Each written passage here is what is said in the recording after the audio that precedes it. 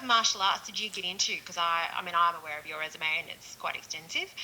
So what, yeah, what were the different types, and did you compete at all? Did you go to Yeah, that next level?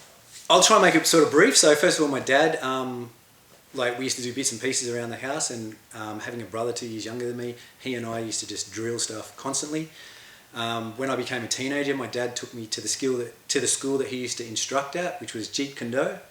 And in Yep. Jeet Kune Do, they used to bring in other styles to do seminars. Like the grading was, you'd have a wrestling grading, a Muay Thai grading, and we had this one Wow. Muay Thai seminar, and I fell in love with it at that point, and I just thought this is the one I need to do. So I started training up in it, and then I had a trail bike accident, the one and only time I've ridden a trail bike, and I got 37 stitches in my leg. So I Wow. couldn't kick for a while. So while that happened, I took up boxing. Went to a local boxing gym, had a whole bunch of fights. Did reasonably well there.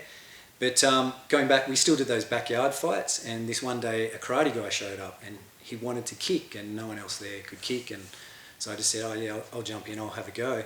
And it just felt so natural. It felt like that's what I should be doing, and everything just flowed. And I just thought, I really should be doing this.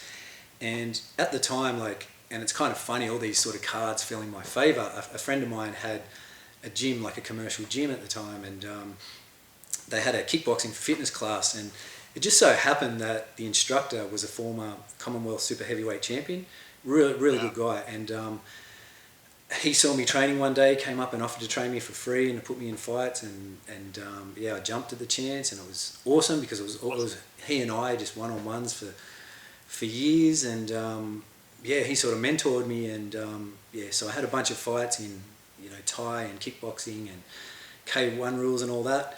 But the other thing that sort of fell in our favour was that gym actually became one of the first gyms in New South Wales that had grappling. So we were one of the first that had jiu-jitsu classes. So I'd finish all my kickboxing training, and then there'd be a jiu-jitsu class on. I'd jump into it. We had a freestyle wrestling class. I'd jump into that. Um, Amazing grounding. yeah, everything fell into place, sort of thing. And so I did a whole lot of that. Did some early MMA, like it went by a different name, and it Yep. was not what it is today. It's very different. So I don't want to try and build that up to be something that it's not. But it was back in the days when you'd show up and you'd fight a guy that was a kung fu guy or a karate guy or this guy, and you could go to ground and all those kinds of things. But the rules were different. So I had a bunch of fights in that.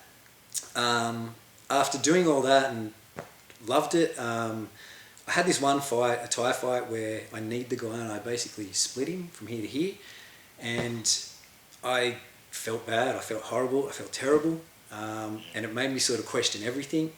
And from that point on, I didn't have the killer instinct, so I was kind of like, I went and offered to pay for his hospital bills, and yeah, it really took it out of me. Like I just thought, why am I training to hurt these people when I have no reason to hurt them? Like if someone tries to steal my car, different story. But it's like two people that I even had a beer with him, and he was a good guy, and I just thought it's not for me.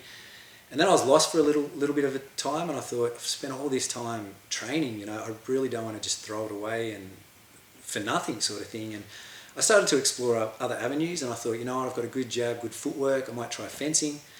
But in spite of what people say, fencing doesn't really come across to fighting as much as people like to claim it to.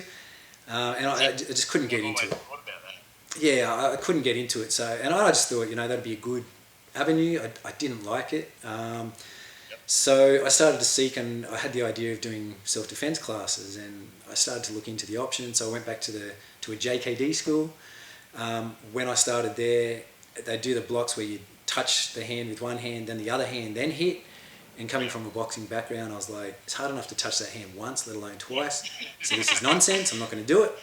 And then it just so happens again that one of the first guys, if not the first guy to bring Krav Maga to Australia, lived not too far from me. So I went and trained with him for a number of years and became an instructor. Started doing that, saw that there were holes in it, like it wasn't a complete system, and started to explore other things. And then I started to bring in my own background into it. Brought out a number of the world's sort of names in self-defense and combatives and things that sort of helped to fill some of those gaps, and also having a really great team. So I've been really blessed that the guys that come into my gym, I've got some awesome guys that, throw things into the table, and we kind of look at things, and we've sort of come up with our own sort of system. But I guess in reality is that if everyone's seeking the truth, their systems all kind of look identical anyway. So I was kind of fortunate in that way, and to this day, I still do boxing and various other things. I still try and train 6 days a week, as much as my body will let me. And I'm always seeking a better way. It's not about me, it's not about the system, it's about making those people as effective as possible. So was like you were talking about how you were training and then